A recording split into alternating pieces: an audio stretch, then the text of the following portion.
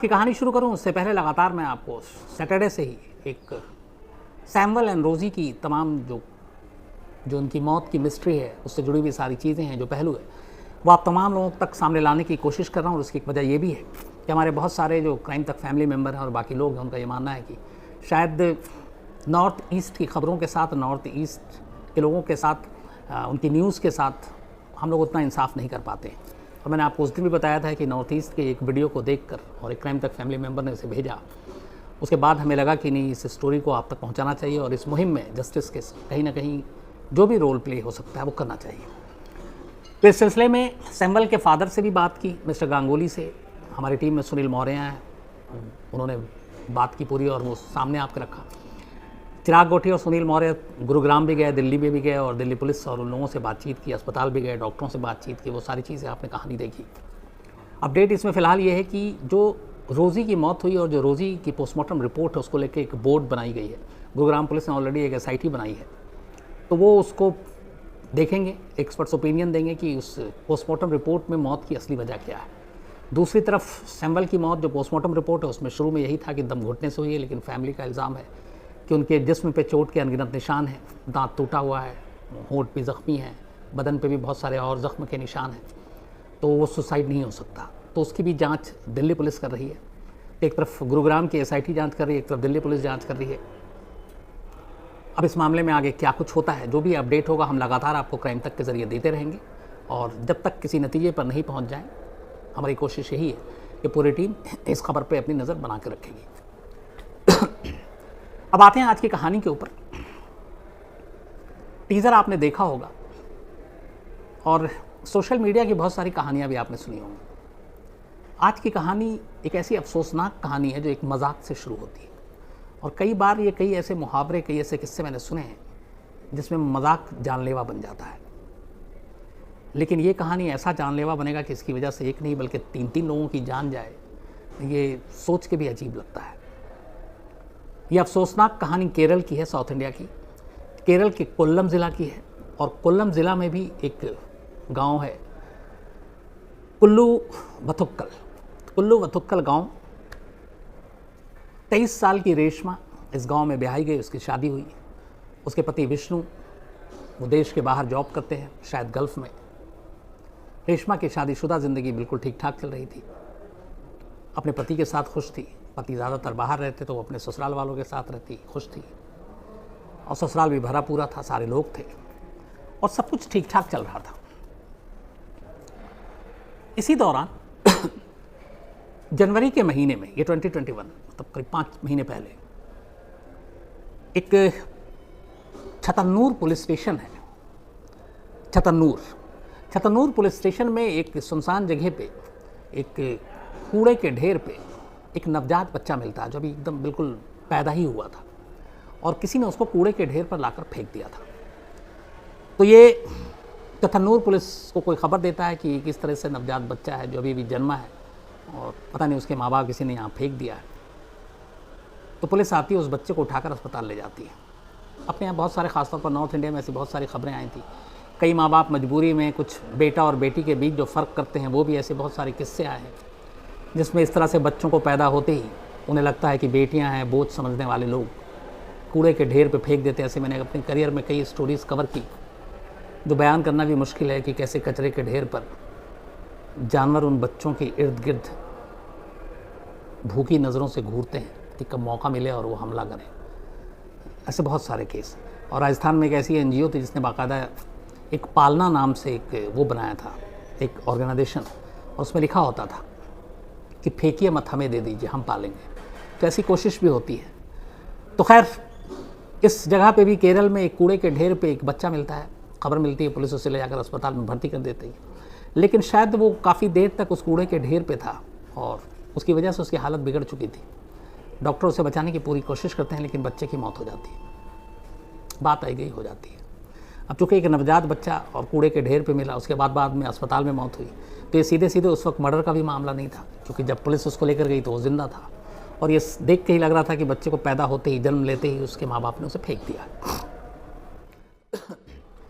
लेकिन पुलिस इस केस की तफ्तीश करती रहती है कि बच्चा किसका है, कौन है वो माँ बाप, जिन्होंने इस बेदर्दी से एक बच्चे को कूड़े के ढेर पर फेंका। पुलिस की तफ्तीश करीब 5 महीने तक चलती है, पर पुलिस को सुराग नहीं मिलता कि ये बच्चा किसका है। इस दौरान में पुलिस अपने लेवल पे काम कर रही थी और चेक कर रही थी कि ये बच्चा किसका हो सकता है। इस लोकल पुलिस स्टेशन में फिर ये हुआ कि एक तो पता लगाने की कोशिश की गई कि हाल में कौन कौन प्रेग्नेंट था, उसके ज़रिए भी कुछ पता नहीं चला। फिर उन्होंने कुछ DNA कराने का फैसला किया और इत्तेफाक से 5 महीने के बाद इस बच्चे का DNA एक महिला से मैच कर जाता है और उस महिला का नाम था 23 साल की रेशमा, जिसका पति विष्णु विदेश में काम करता है और रेशमा यहाँ रहती है अपने ससुराल वालों के साथ। तो पुलिस को ये पता चल जाता है DNA से कि इस बच्चे का बायोलॉजिकल माँ बाप जो है वो रेशमा और उसके पति विष्णु है। इसके बाद पुलिस रेशमा के पास पहुँचती है, उससे पूछताछ करती है। पूछताछ करने के बाद रेशमा के पास कोई चारा नहीं था और वो अपना जुर्म कबूल करती है कि हाँ, उसने इस बच्चे को फेंका। अब यहीं से एक अजीब सी कहानी शुरू होती है। जब ये पता चलता है कि रेशमा को पुलिस ने पूछताछ के लिए उठाया और पकड़ा और एक नवजात बच्चे को कूड़े के ढेर पे फेंका है, तो सबसे पहले रेशमा के तमाम जानने वाले, ससुराल वाले, उसके अपने यहाँ तक के घर वाले हैरान रह जाते हैं, क्योंकि उनमें से किसी को पता नहीं था कि रेशमा प्रेग्नेंट है या रेशमा ने किसी बच्चे को जन्म दिया है। तो उन सब के लिए ये था कि वो रेशमा के सपोर्ट में आकर खड़े हो गए कि रेशमा ऐसा नहीं कर सकती, क्योंकि रेशमा तो माँ बनी ही नहीं, उसने किसी बच्चे को जन्म ही नहीं दिया, वो तो प्रेग्नेंट ही नहीं थी। और उनका कहना था कि हम घर वाले हर वक्त साथ रहते हैं, तो हमें पता चलना चाहिए था कि ये प्रेग्नेंट है। अब यहाँ पे पुलिस भी हैरान। फिर रेशमा के पति विष्णु को संपर्क किया गया। अब जब पुलिस रेशमा को ले गई तो फिर विष्णु भी भागकर केरल पहुँचता है, हिंदुस्तान आता है। और पुलिस तब हैरान रह जाती है जब विष्णु भी कहता है कि उससे रेशमा ने कभी नहीं बताया कि वो प्रेग्नेंट थी, मतलब पति को भी नहीं पता कि उसकी पत्नी प्रेग्नेंट है। अब मामला अजीब हो गया, लेकिन फिर रेशमा जो है वो कहती है कि हाँ, मैं प्रेग्नेंट थी और मैंने पूरी दुनिया से ये बात छुपाई, अपने पति से भी, ससुराल वालों से। अब यहाँ पुलिस और ससुराल वाले और बाकी तमाम लोगों का ये कहना था कि या तो ये बच्चा किसी और का होता तो समझ में आता है कि तुम छुपाओ, लेकिन DNA से ये साफ पता चल रहा है कि इस बच्चे की माँ तुम हो और बाप तुम्हारा पति है। तो इसमें कोई ऐसी पाप वाली भी बात नहीं थी कि तुम छुपाओ अपने पति से, अपने ससुराल वालों से। तो ये बच्चे की कहानी तुमने छुपाई क्यों? अब पुलिस इस सवाल का जवाब जानना चाहती थी और ये वाकई अपने आप में एक सवाल था कि एक माँ जो सचमुच माँ बनी, जिसका बच्चा उसके पति का है, उसका है, और इसमें कोई शक नहीं है क्योंकि DNA भी मैच कर गया है, लेकिन वो पत्नी पूरी दुनिया से ये छुपा रही है कि मैं प्रेग्नेंट हूँ और फिर बच्चे को जन्म देती है और जन्म देने के बाद कूड़े के ढेर पे फेंक देती है। इन सवालों के जवाब पुलिस को चाहिए थे क्योंकि ये अजीब से सवाल थे। इसके बाद रेशमा मुंह खोलती है। रेशमा एक कहानी बताती है, कहती है कि जब उसके पति विष्णु विदेश गए तो घर का काम करने के बाद जो खाली वक्त मिलता था वो सोशल मीडिया की तरफ एक्टिव हुई। फिर उसने सोशल मीडिया पे वक्त बिताने लगी। इसी दौरान में फेसबुक पर एक शख्स से उसकी दोस्ती हुई। उस शख्स का नाम था आनंदू। आनंदू नाम से उसका प्रोफाइल था, उसकी तस्वीर थी। उसने कहा फेसबुक पे फ्रेंडशिप जो थी वो रिक्वेस्ट एक्सेप्ट की, दोनों फ्रेंड बने, नॉर्मल बातचीत होने लगी। धीरे धीरे फिर बातचीत गहरी होती गई और रेशमा ने कहा कि आनंदू से उसे प्यार हो गया। इस हद तक प्यार हुआ कि रेशमा ने यह तय कर लिया कि अब वो विष्णु को छोड़कर आनंदू के साथ ही बाकी की ज़िंदगी गुजारेगी। रेशमा की उम्र 23 साल थी, शादी 2-3 साल पहले ही हुई थी। तो उसने कहा उस फेसबुक पे आनंदू से बात करते करते उससे बेइंतहा प्यार हो गया और उसने तय कर लिया कि वो आनंदू के साथ ही अब रहेगी, आनंदू के साथ ही उसकी खुशी है, और ये भी प्लान कर रहे थे। इसी दौरान में एक दिन रेशमा ने आनंदू को बताया फेसबुक पे कि वो प्रेग्नेंट है और माँ बनने वाली है। रेशमा आनंदू से कभी नहीं मिली, ज़िंदगी में नहीं मिली। जो फेसबुक पे बात होती थी बस वही बात होती थी, कभी उसकी मोबाइल पर भी बात नहीं हुई, मतलब सिर्फ टेक्स्ट के ज़रिए ही बात होती थी फेसबुक पर। ये लिखती थी वो जवाब देता था, या वो जो लिखता था ये जवाब देती थी। तो ऐसे ही एक दिन रेशमा ने बताया सच कि वो प्रेग्नेंट है और उसका एक बच्चा होने वाला है, लेकिन मैं तुम्हारे साथ ज़िंदगी गुजारना चाहती हूँ, तो ये बच्चा हम दोनों की ज़िंदगी में रोड़ा ना बन जाए, तो सलाह दो मैं क्या करूँ। तो रेशमा ने पुलिस को बताया कि आनंदू ने उससे कहा कि तुम बच्चे को फेंक दो, चूँकि कई महीने हो गए थे वो अबॉर्शन भी नहीं करा सकती थी, बच्चा गिरा नहीं सकती थी। तो रेशमा ने बताया कि तब उसने कहा आनंदू ने, जो फेसबुक पे उसका दोस्त है, कि तुम इस बच्चे को फेंक दो, फिर हम दोनों की ज़िंदगी नॉर्मल रहेगी। रेशमा ने आनंदू की ये बात मान ली। इसके बाद उसने इस प्रेगनेंसी की बात को सबसे छुपा कर रखा, और डिलीवरी का जब वक्त आया तो वो अकेली गई, बच्चे को अस्पताल में जन्म दिया, बच्चे को उठाया, जन्म के कुछ घंटे के बाद वो डिस्चार्ज भी हो गई, और ले जाकर एक सुनसान जगह पर इस बच्चे को कुल्लू वथुक्कल नाम के गांव में कूड़े के ढेर पे फेंक दिया। वो तो किसी राहगीर की नज़र पड़ी और फिर उसने पुलिस को बताया, पुलिस अस्पताल ले गई, फिर बच्चे की मौत हो गई, और तब पुलिस की ये जांच शुरू होती है। तो अब रेशमा ने ये सारी चीज़ें बता दी। अब पुलिस के लिए ये अजीब सी चीज़ थी कि एक शख्स जिससे कभी रेशमा मिली नहीं, उसके लिए उसने अपने बच्चे को मार डाला, मतलब एक तरह से फेंक दिया, मारा ही, और पूरे घर वालों से प्रेगनेंसी छुपाई। अब पुलिस ने इस आनंदू को ढूंढने का फैसला किया, रेशमा के बॉयफ्रेंड को। फेसबुक के सारे प्रोफाइल खंगाल डाले। शुरुआती जांच के बाद ये पुलिस को यह डाउट हो गया कि आनंदू नाम का कोई शख्स है ही नहीं, ये रेशमा की गलतफहमी है या फिर फेक प्रोफाइल आईडी है। अब जांच करती रही पुलिस, कोई फायदा नहीं, वक्त गुजरता रहा। इस दौरान में, जांच के ही दौरान, पुलिस को पता चला कि जो फेसबुक प्रोफाइल पे जाती थी रेशमा, उसमें एक सिम था, एक सिम कार्ड जिस नंबर से वो फेसबुक को एक्टिवेट करती थी, चलाती थी, वो सिम आर्या नाम की उसकी ननद के नाम पर है, सिस्टर इन लॉ के नाम पर। अब पुलिस को लगा कि फेसबुक रेशमा एक्टिव ऑपरेट कर रही है, पर जिस सिम से यूज़ करके इसको ऑपरेट कर रही है वो सिम आर्या के नाम पे, उसकी ननद के नाम पर है। तो ऐसा क्यों है? आर्या का क्या कनेक्शन है? फिर पता चला कि आर्या के साथ एक और नज़दीकी, उसकी एक और जो रेशमा की भतीजी है ग्रीष्मा, उसके साथ है। तो आर्या और ग्रीष्मा दोनों नज़दीक हैं, और कुछ ऐसे फेसबुक पे चीज़ें मिली जिसमें आर्या का सिम मिला, ग्रीष्मा का कुछ जिक्र मिला। तो फिर चथन्नूर पुलिस ने यह तय किया कि इस सिम के ज़रिए आर्या से पूछताछ करें कि उसको क्या जानकारी है इस आनंदू के बारे में, जिसके इश्क में पड़कर रेशमा अपना घर तबाह कर रही थी, अपने बच्चे तक को कूड़े के ढेर पर फेंक आई। तो इसी सिम के इस खुलासे के बाद पुलिस ने आर्या और ग्रीष्मा के पास एक नोटिस भिजवाया और कहा कि आपसे कुछ पूछताछ करनी है, कल आपको पुलिस स्टेशन हाजिर होना होगा। अभी रेशमा पुलिस के कब्जे में है, पुलिस ने उसे उठा लिया है बच्चे को कूड़े के ढेर पे फेंकने के लिए और फिर बच्चे की मौत की जिम्मेदारी के लिए। तो वो जेल में है। ये बात आर्या और ग्रीष्मा, आर्या जो है वो रेशमा की ननद है सगी, मतलब उसके पति की बहन विष्णु की, और ग्रीष्मा उसकी भतीजी है। तब पुलिस इन दोनों को नोटिस भेजती है, कल पुलिस स्टेशन आना है, आप दोनों को आपसे बयान लेना है। इसके बाद अगले दिन पुलिस इन दोनों का इंतज़ार कर रही है। ये दोनों नहीं आती। एक और दहलाने वाली खबर आती है। शाम को पता चलता है कि उसी गांव में जहां ये दोनों रहती थी, आर्या और ग्रीष्मा, नदी से 2 महिलाओं की लाश मिली है। उन दोनों लाश की शिनाख्त होती आर्या और ग्रीष्मा के तौर पर। पोस्टमार्टम होता है। अब ये देखा जाता है कि कहीं ये मर्डर या कत्ल तो नहीं है। इधर जो मेन सस्पेक्ट है बच्चे के मौत के लिए, रेशमा, वो पुलिस की कस्टडी में है।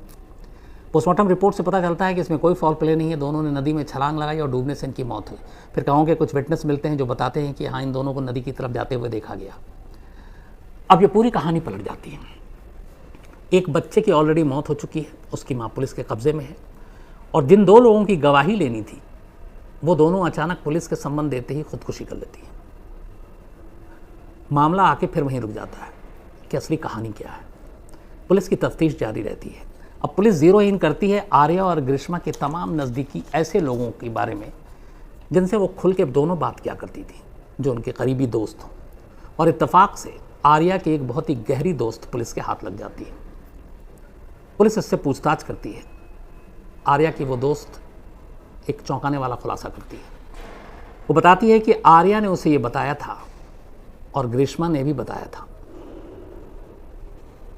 कि कहानी क्या है।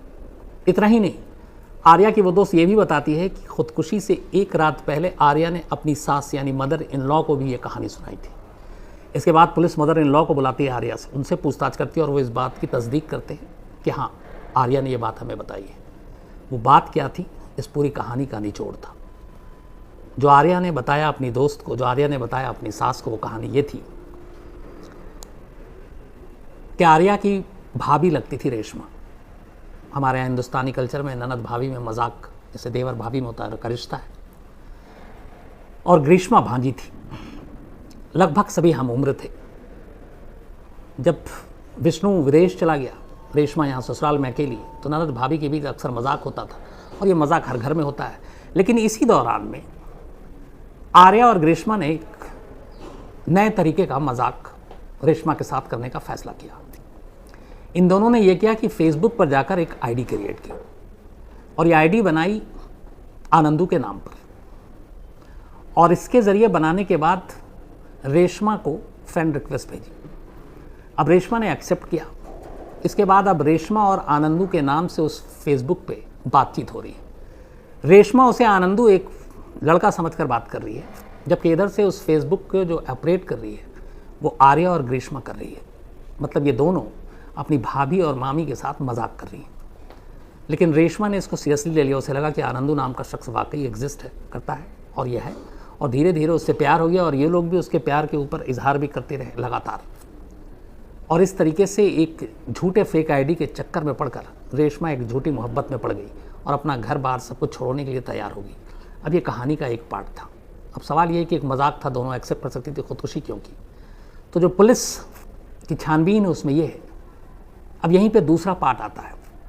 रेशमा ने कभी अपने पूरे ख़ानदान, पति, सास, इवन आर्या, अपनी ननद या भांजी, किसी को ये नहीं बताया कि वो प्रेग्नेंट है। तो ये बात पूरे ख़ानदान से अछूता था। कोई नहीं जानता था कि रेशमा गर्भवती है। जब इस फेक आईडी के ज़रिए आनंदू से मोहब्बत हो गई रेशमा की, तो उसके बाद एक दिन रेशमा ने उससे कहा कि हमें तुम्हारे साथ घर बसाना है, लेकिन मैं तुमसे एक चीज़ बताना चाहती हूँ कि मैं प्रेग्नेंट हूँ, बच्चे का क्या करूँ? ये बात जब आर्या और ग्रीष्मा ने फेसबुक पे पढ़ा तो दोनों हंसी। उन्हें लगा भाभी मजाक कर रही हैं, क्योंकि अगर वो प्रेग्नेंट होती तो हम सबको पता होता। तो प्रेग्नेंट है नहीं, तो हमारे साथ वो भी मजाक कर रही हैं, मतलब आनंदू के साथ मजाक कर रही हैं। इन लोगों ने इसी मजाक में, क्योंकि उन्हें यकीन था कि इनकी भाभी प्रेग्नेंट नहीं है, यानी रेशमा प्रेग्नेंट नहीं है, ये रिप्लाई कर दिया कि कोई बात नहीं, बच्चा हो तो उसको फेंक देना, ताकि रास्ते में कोई अड़चन ना हो, हम दोनों ही बस रहेंगे। तो ये आर्या और ग्रीष्मा ने इसलिए लिखा क्योंकि उन्हें मालूम ही नहीं था कि वाकई रेशमा गर्भवती है। और इस चीज़ को उधर रेशमा ने ये समझा कि आनंदू ने ऐसा कहा है कि तुम अपने बच्चे को फेंक दो, फिर हम दोनों साथ ज़िंदगी बिताएंगे। और उसने इस बात को बहुत गंभीरता से लिया, और इसीलिए जब बच्चा पैदा हुआ तो उसे ले जाकर वाकई फेंक दिया। यही वो चीज़ है जो पुलिस के इन्वेस्टिगेशन के हिसाब से जब उन्होंने सिम कार्ड के ज़रिए आर्या और ग्रीष्मा का पता लगाया तो वो दोनों डर गईं। उन्हें लगा कि एक बच्चे की मौत की वजह से उनकी भाभी रेशमा ऑलरेडी जेल में है। अब अगर उन्हें ये पता चलेगा कि इस बच्चे को फेंकने का आइडिया हम दोनों ने ही दिया है, क्योंकि आनंदू नाम का कोई शख्स दुनिया में है ही नहीं उनकी नज़र में, जो फेसबुक तो उन्होंने क्रिएट किया फेक आईडी, तो एक मजाक में एक बच्चे की जान गई, और उस जान के लिए अब इन दोनों के ऊपर आँच आएगी। तो ये दोनों डर गई, आर्या और ग्रीष्मा, और इतना डर गई कि जब पुलिस ने इन्हें सम्मन भेजा तो दोनों अगले दिन जाकर नदी में कूद गई और उन्होंने अपनी जान दे दी। तो एक मजाक, एक फेक फेसबुक की आईडी, भाभी और ननद के बीच, भाभी और भांजी के बीच एक मजाक ने 3 लोगों की जान ले ली। तो इस कहानी का पैगाम यही है कि हमें कोई भी मजाक करने से पहले ये सोचना चाहिए कि उसका सामने वाले पर क्या क्या और किस तरह का असर हो सकता है। कभी ऐसा मजाक नहीं करना चाहिए जिससे किसी की ज़िंदगी बर्बाद हो, किसी की जान जाए, किसी का घर उजड़े। तो एक अफसोसनाक कहानी थी और वाकई अजीब है। इसको मतलब इस कहानी को सोच सुनकर अभी भी समझ में नहीं आ रहा कि ये सारी चीज़ें मजाक में कहाँ बात को ले गई।